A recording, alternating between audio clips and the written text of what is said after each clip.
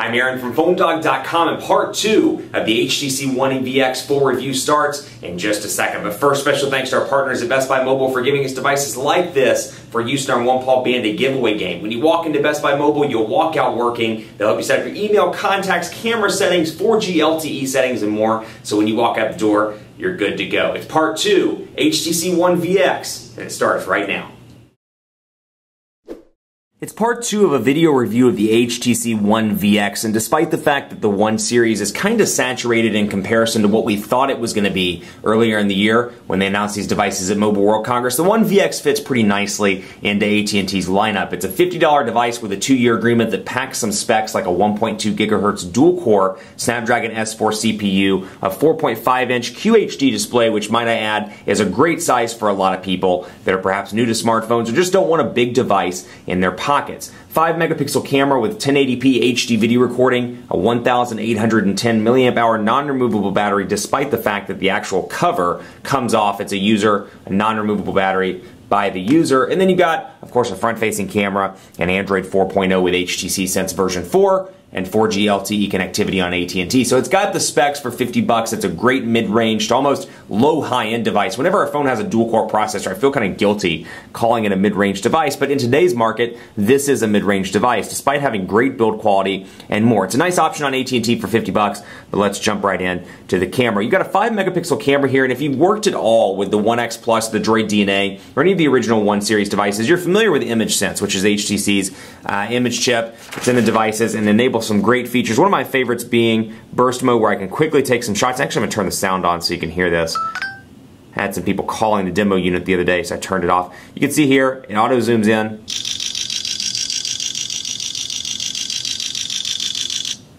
And of course, I can click on those and find the best one. I use the press release as an example over there. And we'll take a look. For example, I'll say that's the best shot. So I'll click on that one, and I can delete all of the rest of the images and set that as the default. So you've got that option. Another great option that I really enjoy is when you're recording something like I'm recording right now, I can still take stills throughout the video. So if I'm recording a soccer game that my kid's playing in or a football game, and I'm like, you know, that was a great pass, or that was a great touchdown, or a great goal in the case of soccer, I can click right there and take those stills as well as the video. So I've got 2 different options in addition to what I would usually be able to do on another device. I like that a lot. 4G LTE continues to be fast as well. I'm in the Dallas area. 4G LTE, obviously, considering that this is a very strong AT&T market rather.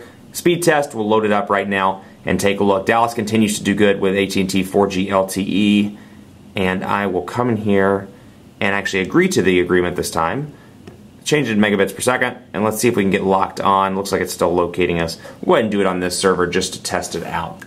4G LTE, AT&T doesn't give an exact indicator of what you can expect, but I've seen speeds between 15 and 35 megabits per second on the download in the Dallas-Fort Worth area, and then upload speeds right around this, about 10 to 20 megabits per second, depending on where I'm at in the city or in the Metroplex. So I've got 16 megabits per second on the download, 15 megabits per second roughly on the upload, actually 15.99, and I may need to turn on my location-based services on this device. I think I turned them off to conserve battery yesterday, if I recall. So decent speed test as well. And let's load up a quadrant standard test because, again, Snapdragon S4, compare this to the Snapdragon S3, was not a fan of the S3 in mobile devices. Huge fan of the S4. I mean, it's a night and day improvement, both this and the S4 Pro. Very, very impressive.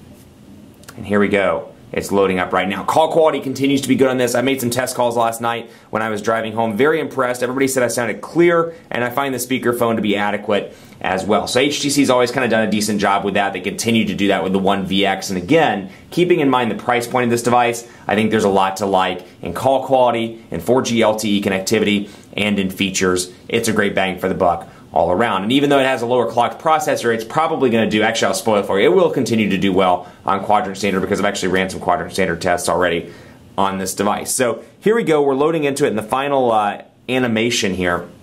And it's showing the planets, but very impressed there. Took it to an AT&T dead spot just a little bit south of the city and found it to be relatively impressive. Actually, it's a little bit southwest of the city, but it continues to be relatively impressive. Here we go. It's loading up right now, and we'll take a look and see what we got in the speed test. 5,336. Again, keeping in mind that this device is $49 out the door with a 2-year agreement. 5,336 is a pretty impressive number all around. So those are your speed tests. We'll take a look here on the phone. Forgive me while I pull this way to make sure that nobody called, and if anybody did, that I deleted it. But you've got the same HTC look and feel here that you're probably familiar with if you've owned an HTC device or looked at one in the past. You got your favorites and your contacts, of course. Alexa Stevenson is my favorite, and I can come over here to contacts, and I can do my phone book, and I can organize these out, as you see, by my email address, by my SIM card, or by my phone. If I have multiple email accounts, I can show certain contacts.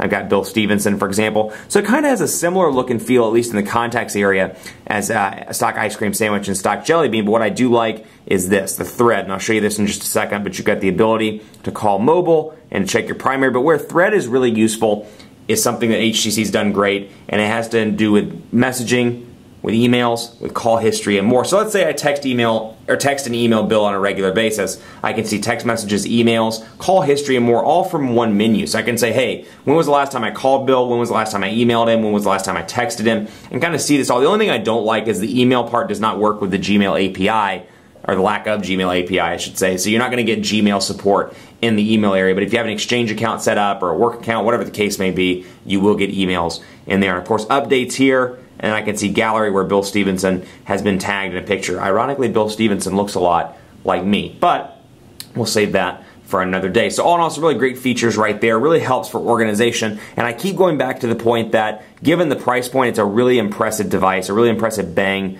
for the buck all around. And of course, you got your shortcuts up here, frequent downloads in the menu where I can see all my downloaded applications. I can go into menu and sort stuff. Then I've got my Play Store and search shortcuts up top, with the Play Store giving me access to apps, music, books, magazines, movies, and TV, and more. So all in all, really impressive mid-range device all around on AT&T for 49 bucks. Keep it locked on PhoneDog.com for continuing coverage of the HTC One VX. It gets my seal of approval. I think for 50 bucks, this is an awesome option on AT&T. But that said, it's going to go toe-to-toe against devices on AT&T like the Lumia 820, kind of devices that are similarly priced between 50 and 100 bucks. And depending on what this drops to in a couple of weeks or a couple of months, it may have even more competition on AT&T, or maybe more competitive as the price continues to drop. Right now, though, great device. Really impressed with it. Specs are good considering what you're paying, and all around, I'd recommend it on the nation's second largest wireless carrier. Keep it locked on PhoneDog.com for continuing coverage of the One VX, dogfights, and more. Follow me on Twitter if you'd like. Aaron C. Baker is my handle. Follow PhoneDog Taylor as well at PhoneDog_Taylor. And then me on Facebook, Facebook.com/Hi Aaron Baker. Thanks so much for watching. More to come on PhoneDog.com with the One VX. We'll see you next time.